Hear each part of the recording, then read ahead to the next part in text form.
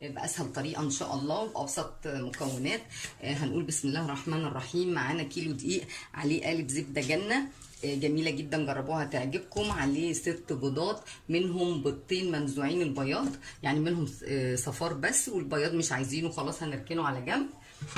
ومعانا شوكولاته للتزيين، ومعانا شوكولاته فرماسي، ومعانا جوز الهيسين فانيليا، ومعانا كوبايه ونص سكر وكوبايه نشا على الكيلو دقيق. هنقول بسم الله الرحمن الرحيم. هنحط مكونات الجافه على بعض، اللي هو دي انا نخلته، وهنزل بالنشا كمان انخله.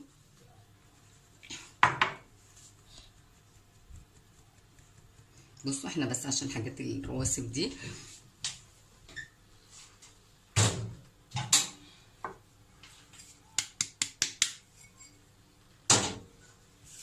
بسم الله الرحمن الرحيم. خلاص كده احنا خلصنا خطوه الدقيق. هنحط بقى هنا نيجي هنا نقول بسم الله الرحمن الرحيم. هنحط الزبده زي ما هي كده من القالب.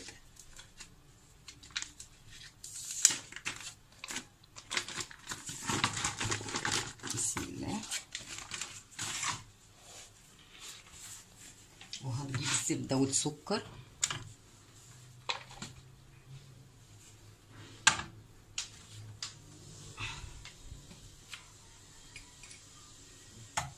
وهنحط هنا في ذرة الملح هنحطها على الدقيق.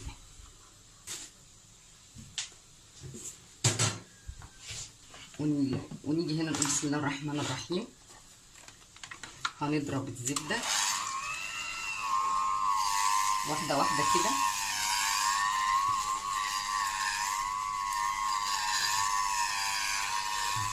زبدة مش متجمدة ولا سايحة، زبدة بدرجة حرارة المطبخ. يعني أنا جايباها من السوبر ماركت بدرجة حرارة المطبخ، يا دوبك جبتها وابتديت استعملها زي ما انتم شايفين، واحدة واحدة كده. همشي بالزبدة مع السكر لحد ما ياخدوا القوام الكريمي خالص. أنا مشغلة المضرب على الهادي علشان طبعا ايه يفكها واحدة واحدة معايا اهو. بسم الله. والذين يبيتون لربهم سجدا وقياما. درجة حرارة 180، والصاج ما بيدهنش وما بيشتغلش من فوق عليه الشواية، بيشتغل الفرن من تحت بس. هكمل بقية المقدار ضرب وارجع لكم واوريكم شكله عامل ازاي. بسم الله الرحمن الرحيم. انا كسرت الزبده شويه علشان تمشي في المضرب، علشان لقيتها مش ماشيه بصراحه، فقلت ايه اكسرها بالسكينه شويه وابتدي ان انا اضرب اهو الزبده مع السكر، هيختلطوا مع بعض ويبقوا عاملين زي الشكل الكريمي. بس انا رجعت عشان اوريكم ان انا كسرت الزبده بصراحه عشان يبقى الشغل معاكم بمنتهى الامانه، وما تقلقوش خالص. هي بصوا هتبتدي اهي تفك اهي، هي فكه اساسا.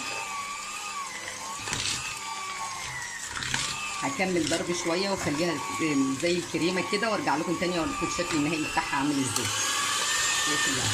دلوقتي انا رجعت لكم اهو بعد ما ضربت الزبده. بصوا قوامها عامل ازاي، بقى عامل معايا زي الكريمه بالظبط، بس ما زودتش الضرب علشان الزبده ممكن تفصل معايا وتتحول لقشطه.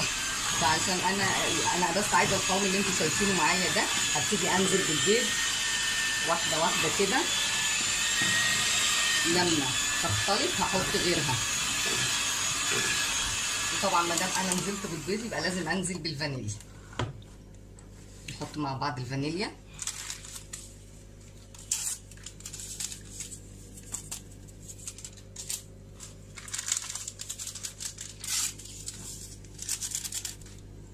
وابتدي بقى انزل ايه بكمان بيضه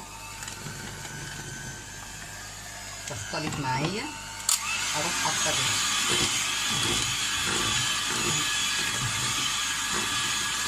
وهكذا.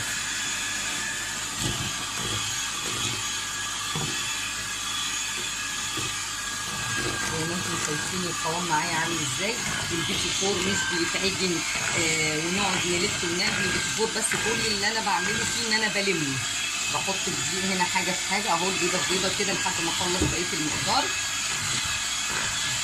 وطبعا انا حطيت على الدقيق النشا وحطيت عليه الملح، وهنزل عليه بالخميره. الخميره دي انا مختبراها قبل كده في الحاجات اللي انا عملتها امبارح، وحطيت عليه السكر كده اهو. نزلت بالبيض كله. هخلص بقيه ضرب البيض وارجع لكم تاني. بسم الله الرحمن الرحيم. دلوقتي انا رجعت لكم بعد ما خلاص ضربت الزبده اهو.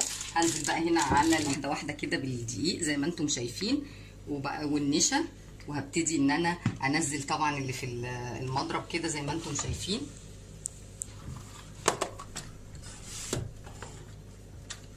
اهو. نازل معايا بكل سهوله كده. وعايزه اقول لكم الزبده عامله زي الكريمه اهو زي ما انتم شايفين، جميله جدا.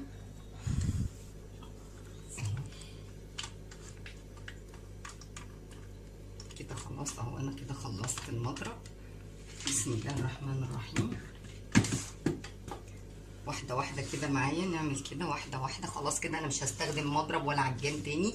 انا كل اللي انا هعمله ان انا هقلب الدقيق في السمنه في الزبده لحد ما خلاص يتجانس خالص، واحده واحده. وبعدين زي ما انا قلت لكم البيتي فور مش بيتعجن، كل الموضوع ان انا بلمه في الزبده. وهاخد نص المقدار ده احط عليه شوكولاته، والنص التاني هسيبه ابيض عشان عمليه التشكيل. هخلص عجن وارجع لكم تاني. الرحمن الرحيم. ودلوقتي رجعت لكم. انا خلصت العجينه اهي زي ما انتم شايفينها. بصوا العجينه عامله في ايدي ازاي، بصوا لينه وجميله ازاي اهي. هنقسم العجينه دي نصين، نص هناخده نعمله بالكاكاو، بس الكاكاو ما ينفعش نحطه خام كده علشان هينشف معايا العجينه. فانا حطيت عليه معلقه سمنه على معلقتين كاكاو، وابتدي اعمل الكاكاو مع السمنه كده لحد ما يبقى ايه طري خالص. شايفين بصوا بيعمل معايا ازاي الكاكاو، بيعمل معايا ازاي سايح خالص في السمنه اهو. هيسيح واحده واحده في السمنه. هفضل اقلب فيه مع بعض في السمنه كده لحد ما ايه يعمل القوام الكريمي ده اهو. شايفين ابتدى كمان يتحول اهو كمان زي الايه الشوكولاته. بصوا زي الشوكولاته الدهن كده. انا علشان ما يبقاش خام، ما تنسوش اللي بيشوفوا القناه معايا لاول مره يدوس على زر الاشتراك ويفعل الجرس، وما تنسوش لايك وشير وتفعلوا القناه. واتمنى ان انتوا تدعموني، واتمنى ان الفيديوهات اللي انا بعملها تعجبكم اهو. بصوا معايا الكاكاو عمل ازاي. هقلب عليه نص مقدار العجينه وارجع لكم تاني. بسم الله الرحمن الرحيم. ودلوقتي انا رجعت لكم بعد ما عملت الجزء بالشوكولاته زي ما انتم شايفين، والعجينه في ايدي مرنه وجميله اهي، والجزء الثاني سايباه كده. هسيب العجينه ترتاح نص ساعه لكم بعد ما شكلت الصاج اهو من البيتي فور بالبربره زي ما انتم شايفين. نمسك الكيس كده ونفضي الهواء منه خالص، ونحط البربره كده اهو، ونتك كده ونطلع معاه كده اهو زي ما انتم شايفين اهو. واحده كمان اهو اهو زي ما انتم شايفين. هكمل بقيه المقدار وارجع لكم تاني. السلام عليكم ورحمه الله وبركاته. دلوقتي رجعت لكم بعد ما البيتي فور طلع من الفرن اهو. هسيبه يبرد وهنرجع مع بعض نشكله تاني. اتمنى اللي بيشوف معايا القناه لاول مره يدوس على زر الاشتراك ويفعل الجرس. اترككم في رعايه. انا خلاص رجعت لكم بعد ما خلصت مقدار البيتي فور وسويته. دلوقتي احنا في مرحله التزيين. دي النوتيلا اللي احنا كنا عاملينها مع بعض لو تفتكروا في الفيديو لو شفتوه. ولو ما شفتوهوش هتلاقوه موجود اللينك بتاعه على القناه. وده شوكولاته فورماسيه وجوز الهند وسوداني مطحون. انا عملت كام واحده كده دي بالشوكولاته خالص، ودي شوكولاته وفورماسيه وجوز الهند وسوداني. فانا هوريكم بس انا بقى بعمل ايه دلوقتي وهتشوفوا. دي حاجه بسيطه كده، بحط حاجه بسيطه خالص كده اهي، وبوزعها بالمعلقه، واحط الجزء التاني كده اهو واضغط. اهم حاجه افضل ماسكه شويه علشان طبعا ايه هي ايه ويكون الشكلين زي بعض. ده عايزين تعملوا لون ولون مفيش مشكله خالص اهو. وبنزل بيها في النوتيلا بتاعتي كده. الميزه بقى في النوتيلا اللي وانا بزوق بيها مش بتجمد وتحتاج كل شويه اسيحها في حمام ميه زي الشوكولاته الخام، لان دي معموله معايا بزيت ولبن وشوكليت واللهم صل على سيدنا محمد كاكاو خام. اهم حاجه الكاكاو الاسباني الماركه زي ما انتم شايفين كده لونها بيلمع ازاي. فاهو كده هخلص بقيه المقدار وارجع لكم تاني. ما تنسوش اللي بيشوف معايا القناه لاول مره يدوس على زر الاشتراك ويفعل الجرس. اتمنى ان الفيديو ده يعجبكم وفيديوهاتي تنال اعجابكم، واتمنى ان انتوا تدعموني وتشتركوا في القناه. اترككم في رعايه الله وامنه. وما اخلص ما تنسوش بقى اللايك وشير شير شير شير. اللي هيجرب المقدار هيعجبه جدا جدا جدا. اتمنى لكم عيد سعيد علينا وعلى الامه الاسلاميه جميعا يا رب. معلش يا جماعه انا صوتي تعبان مجهد شويه من القعده قدام الفرن. حصل لي بس شويه التهاب في الاحبال الصوتيه. اترككم في رعايه الله وامنه. هرجع لكم واوريكم المقدار بعد ما يخلص كله. عليكم ورحمة الله وبركاته. أنا كده خلصت تزيين البيتي فور، وده الشكل النهائي بتاعه. عملت بالسوداني وعملت بالشوكولات السادة وعملت بجوز الهند وعملت بالشوكولاتة الفورماسيه. وعايزة أقول لكم النوتيلا طعمها حكاية، وزي ما قلت لكم الميزة اللي في النوتيلا إن إحنا لما بنيجي نزين بيها أو نلزق بيها مش بتحتاج كل شوية وأنا شغالة معاها إن أنا أقعد أفكها في حمام مية أو حاجة. زي ما هي كده بتفضل شغالة معايا ساعة ساعتين براحتي خالص، يعني ما بتجمدش مني بمعنى اصح. اتمنى ان انتوا تعملوا شير للفيديو ولايك، واتمنى ان انتوا تدعموني وتشتركوا في القناه.